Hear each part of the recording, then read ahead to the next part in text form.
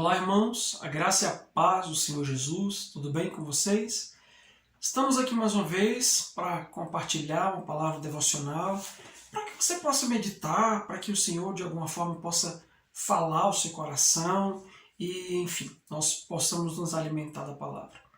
Até porque nesses dias que nós temos vivido, nesses tempos que nós temos visto se assomar na nossa vida, na nossa sociedade, ao nosso redor, nós definitivamente precisamos estar assegurados na palavra de Deus, a fim de que possamos permanecer firmes até o dia da vinda do nosso Senhor. Amém? O texto que eu tenho para compartilhar com vocês, é o texto que está lá em 1 Coríntios, capítulo de número 13. Isso mesmo, 1 Coríntios, capítulo 13, e eu quero ler o capítulo inteiro, são apenas 13 versículos. O texto diz: Ainda que eu fale as línguas dos homens e dos anjos, se não tiver amor, serei como bronze que soa ou como símbolo que retine. Ainda que eu tenha o dom de profetizar e conheça todos os mistérios e toda a ciência, ainda que eu tenha tamanha fé a ponto de transportar montes, se não tiver amor, nada serei. E ainda que eu distribua todos os meus bens entre os pobres, e ainda que eu entregue o meu próprio corpo para ser queimado, se não tiver amor, nada disso me aproveitará. O amor é paciente, benigno, não arde em ciúmes, não se ufana, não se ensoberbece, não se conduz inconvenientemente, não procura os seus interesses, não se exaspera, não se ressente do mal, não se alegra com a injustiça, mas regozija-se com a verdade. Tudo sofre, tudo crê, tudo espera, tudo suporta.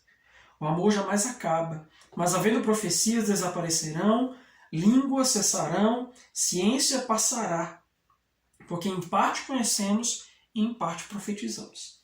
Quando, porém, vier o que é perfeito, então o que é em parte será aniquilado. Quando eu era menino, falava como menino, sentia como menino, pensava como menino. Quando cheguei a ser homem, desisti das coisas próprias de menino. Porque agora vemos como em espelho, obscuramente. Então veremos face a face. Agora conheço em parte, então conhecerei como também sou conhecido. E o último versículo diz: Agora, pois, permanecem a fé, a esperança e o amor. Esses três. Porém, o maior deles é o amor. Amém? Amados, esse texto de Paulo é um texto bastante conhecido, que ele faz uma descrição muito viva, muito radical a respeito do que é o amor, de qual é o padrão de Deus a respeito do amor. E quando nós falamos sobre padrão de Deus, é porque existem diversos padrões a respeito do amor. O padrão mundano de amor é diametralmente oposto ao padrão divino do que realmente representa amor. E nós precisamos entender o que a palavra está dizendo a esse respeito, até porque Jesus, no seu discurso, durante muitas vezes em que ele ministrou a respeito do amor, ele deixou claro a importância de nós amarmos. Ele disse que nós seríamos conhecidos como seus discípulos, não quando a gente carregasse a Bíblia debaixo do braço, não quando a gente fosse para a igreja, não quando eu dissesse glória a Deus e aleluia, mas seríamos conhecidos como seus discípulos quando nós os amássemos uns aos outros. Esse mesmo Jesus, ele também disse que o maior mandamento, o primeiro mandamento é: ame a Deus sobre todas as coisas, com todas as tuas forças, de todo o teu coração, com todo o teu entendimento, né? E o segundo mandamento é: ama ao teu próximo como a ti mesmo. E também Jesus, ele confrontou os seus discípulos dizendo: se vocês amam apenas aqueles que vos amam, que diferença vocês fazem? Entendendo que os pecadores fazem da mesma forma. Ou seja, quando nós paramos para pensar sobre as palavras de Jesus a respeito do amor, nós percebemos que ele levava muito a sério essa ideia da necessidade de amar as pessoas. Ele levava muito a sério a incumbência, a responsabilidade nossa como discípulos de amar o próximo, de amar a Deus e de amar aos outros. Né? E aqui no texto que nós lemos, Paulo, ele nos descreve o que é o amor.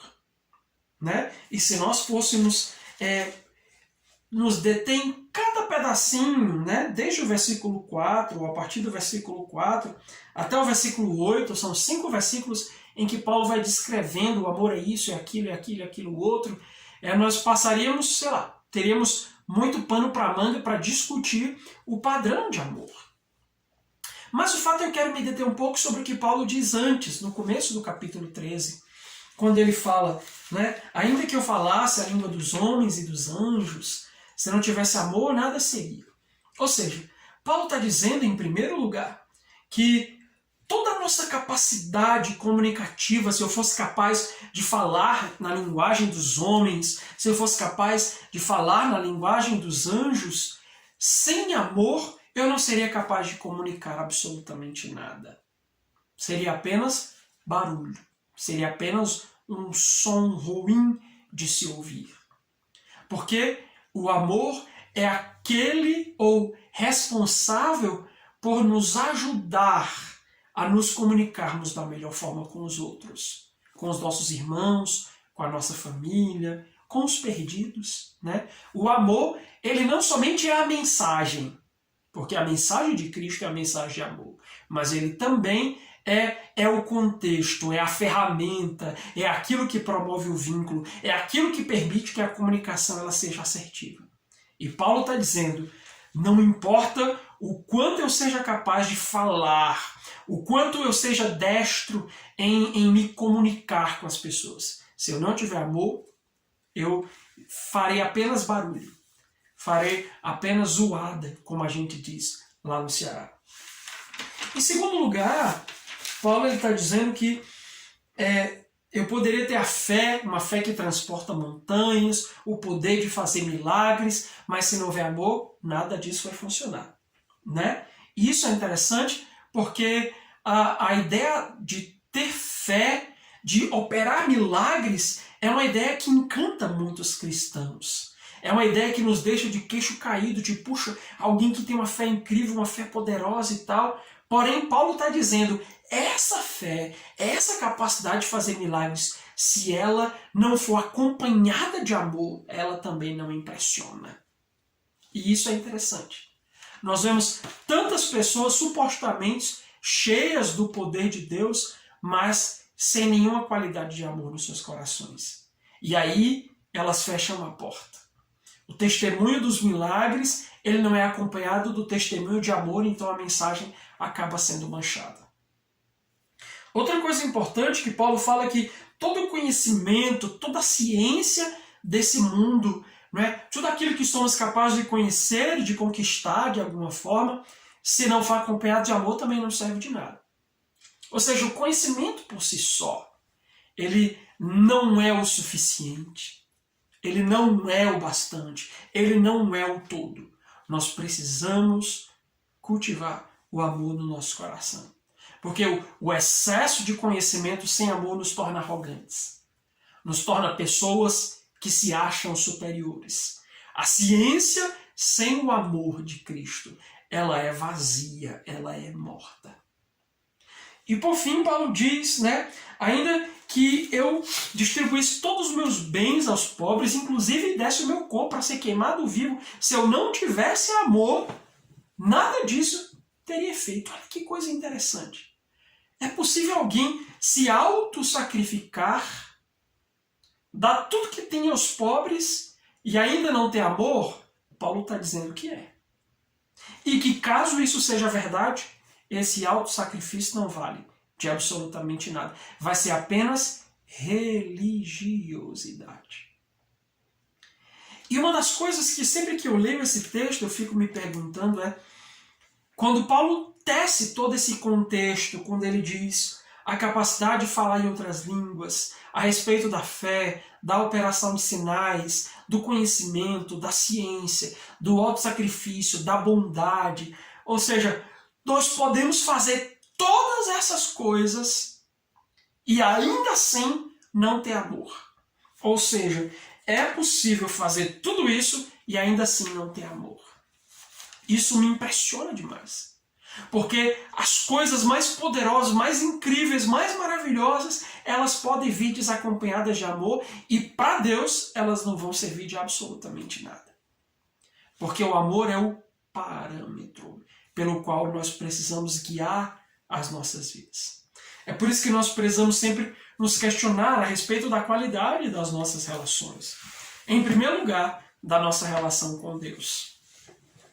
Como está a sua relação com Deus? Ela está cheia de amor?